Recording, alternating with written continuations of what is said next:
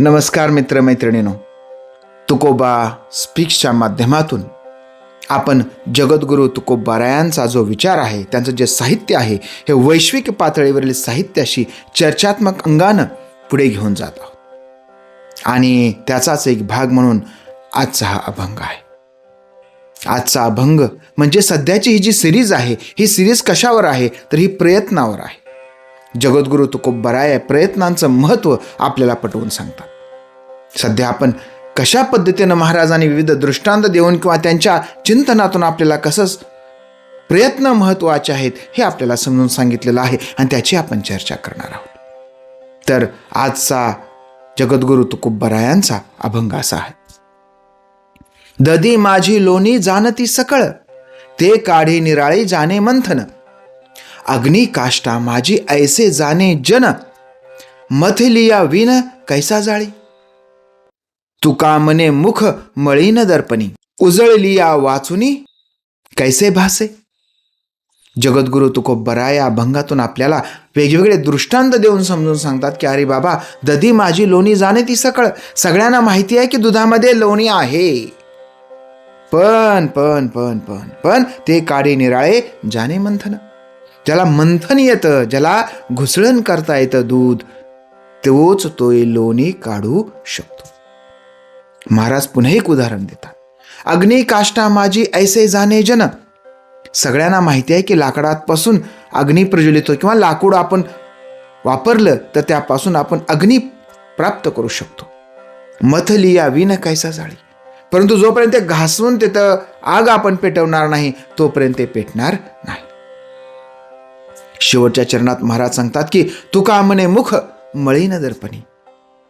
महाराज सांगतात की अरे बाबा, तुला असं वाटतंय की तुझं तोंड काय झालेलं आहे, हे मलिन झालेलं आहे. जरा नीट बघ. आरसात जर मलिन झालेला असेल तर तुझ्या तोंडाची काय कथा आहे. उजळलेल्या वाचून कैसे भासे. आणि जोपर्यंत आपण तो आरसा उजळणार नाही, जोपर्यंत त्याच्यातली धूळ तिथली घाण साफ करणार नाही, तोपर्यंत आपण आपला चेहरा किती जरी साफ केला तरी तो साफ दिसणार नाही. आपल्याला धूळ दिसणार, कारण धूळ इथं नाही, धूळ कुठं आहे, आरशावर. हे वर्म जोपर्यंत आपल्याला कळणार नाही तोपर्यंत काहीही उपयोग नाही. दुधात लोणी आहे सगळ्यांना माहिती आहे, लाकडापासून अग्नी मिळतो सगळ्यांना माहिती आहे, पण ज्याला हे स्किल आहे, मथलिया वाचुनी कैसे जाळी. जोपर्यंत लाकडावर लाकूड घासणार नाही, तो अग्नी निर्माण होणार नाही, तोपर्यंत त्याचा उपयोग नाही. जोपर्यंत मंथन करता येणार नाही तोपर्यंत त्याचा उपयोग नाही. हे असं आहे, हे वर्म आपल्याला कळलं पाहिजे. अगदी जगद्गुरू तुकोबारायांप्रमाणेच सुप्रसिद्ध कवी, उर्दू कवी गालिब म्हणतात की उम्र भर गालिब यही भूल करता रहा, धूल चेहरे पे थी और आईना साफ करता रहा. आपला चेहरा साफ केला नाही, नुसता काय केला, आरसात साफ करत बसला. ही चूक काय केलेली आहे, गालिबने केलेली आहे. म्हणजे त्याच्या धुळीचं, त्याच्या कुरूप दिसण्याचं वर्म कशामध्ये होतं तर ते वर्म होतं ते म्हणजे आरशामध्ये नाही, तर ते वर्म होतं त्याच्या चेहऱ्यामध्ये. त्यानं साफ काय केला, आरसा. म्हणजे वर्म कळलं पाहिजे. जसं जगद्गुरू तुकोबाराय सांगतात की अरे बाबा, दुधामध्ये लोणी आहे सगळ्यांना माहिती आहे, पण मंथन आलं पाहिजे ना, तर तुम्हाला ते मिळेल. बरोबर. त्याचबरोबर महाराज दुसरा दृष्टांत देतात, त्यामध्ये म्हणतात की लाकडामध्ये जाळ आहे सगळ्यांना माहिती आहे, पण तो लावता पेटवता तर आला पाहिजे. त्याला घासून किंवा त्याच्यावर प्रक्रिया करून तो पेटवता आला पाहिजे. ते स्किल आलं पाहिजे, कौशल्य आलं पाहिजे. हे जर कौशल्य नसेल तर आपली परिस्थिती गालिब म्हणतात त्या पद्धतीनं होईल. धूल चेहरे पे थी और आईना साफ करता.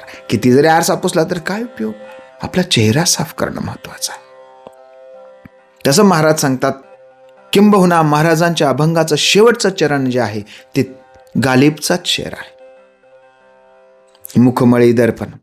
अरे मुखमळ आहे तुझं, दर्पण काय साफ करतोस, उजळलेल्या वाचून भासे कोण. जोपर्यंत तू त्याला उजळणार नाहीस तोपर्यंत कसं दिसणार आहे.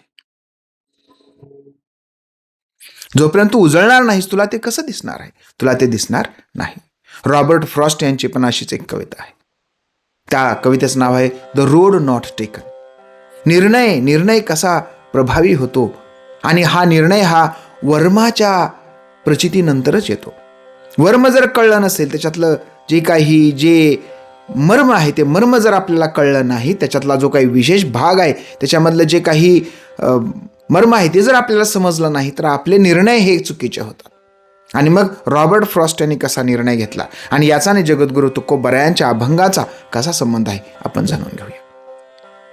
तर रॉबर्ट फ्रॉस्ट लिहितात की two roads diverge in a yellow wood and sorry I could not travel both and be one traveller long I stood and looked down one as far as I could to where it bent in the undergrowth. तर जास्त खोलात न जाता आपण या कवितेचा अर्थ समजून घेऊया. दोन रस्ते आहेत एका ठिकाणून निघाले, असे दोन. एका पिवळ्या शार जंगलामध्ये दोन रस्ते आहेत, आणि मग दुर्दैवानं मला मात्र काय करता येईल, फक्त एकच रस्ता घेता येईल. आणि मग हा एकच रस्ता मी घेतल्यामुळं काय झालेलं आहे, मी आता कोणता रस्ता घेऊ हा प्रश्न माझ्या समोर पडलेला आहे. मग कोणता रस्ता घेतलेला आहे मी? Then took the other as just as fair and having perhaps the better claim because it was grassy and wanted wear, though as far as that passing there had warned them really about the same. मग generally सगळेजण काय करतात, जे रस्ता धोपट आहे तो रस्ता घेतात, पण मी धोपट रस्ता घेतलेला नाही. मी काय करतो, मी विचार करतो. काय विचार करतो? Because it was grassy and wanted wear. हा गवताळ जो रस्ता आहे, आणि हा गवताळ रस्त्यातूनच जाणं मला कसं वाटलं, सोयीचं वाटलं. का सोयीचं वाटलं? कारण जो रस्ता सगळेजण घेतात त्यापेक्षा आपण काहीतरी वेगळा रस्ता घ्यावा. सुप्रसिद्ध कवी अनंत फंदी मराठीमध्ये म्हणतात की फटका नावाचा काव्य प्रकार आहे. विकट वाट ही वहिवाट नसावी, धोपट मार्गा सोडू नको रे. ही विकट वाट वहिवाट नसते, धोपट मार्ग सोडू नको. पण रॉबर्ट फ्रॉस्ट काय करतात, धोपट मार्ग सोडतात आणि the road which less travel तो घेतात. कसा घेतात बघा. And both that morning equally lay, it leaves no step had trodden black.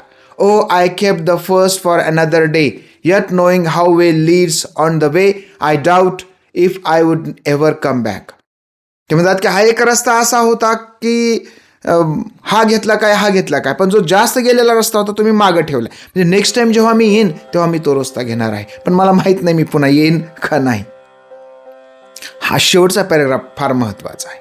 I shall be telling this with a sigh, somewhere ages and ages hence, two roads diverge in a wood, and I took the one less traveled by, and that has made all the difference.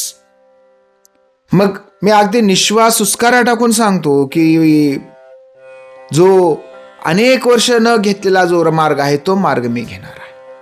आणि हा मार्ग घेतल्यामुळेच काय झालेलं आहे, माझ्या निर्णयामध्ये, जीवनामध्ये काय पडलेला आहे, फरक पडलेला आहे. जो सगळ्यांचा रस्ता होता तो रस्ता मी घेतला नाही, माझा स्वतःचा रस्ता मी घेतला. अशा पद्धतीनं रॉबर्ट फ्रॉस्ट सुद्धा सांगतात की, जसं गालिब सांगतात तसं रॉबर्ट फ्रॉस्ट सुद्धा सांगतात की काय, धूल चेहरे पे थी और आईना साफ करता रहा. मर्म जाणून घ्या.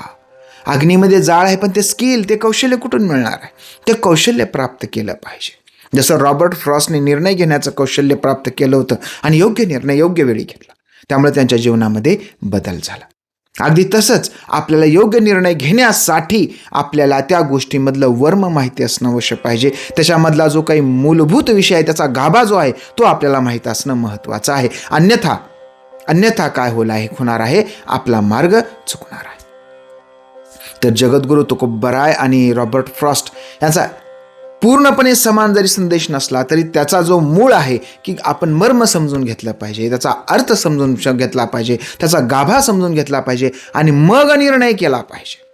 अर्थ गाभा न समजून घेता जर निर्णय घेतला तर आपल्याला अपयश हे कसं आहे ठरलेलं आहे. आणि म्हणून वेगळा निर्णय घेतला पाहिजे, अनुभवाच्या वर्माच्या आधारे निर्णय घेतला पाहिजे, असं जगद्गुरू तुकोबाराय ज्या पद्धतीने सांगतात तसं तर रॉबर्ट फ्रॉस्ट यांनी त्यांच्या स्वतःचं उदाहरण देऊन आपल्याला समजून सांगितलेलं आहे की त्यांनी स्वतः कसा निर्णय घेतला.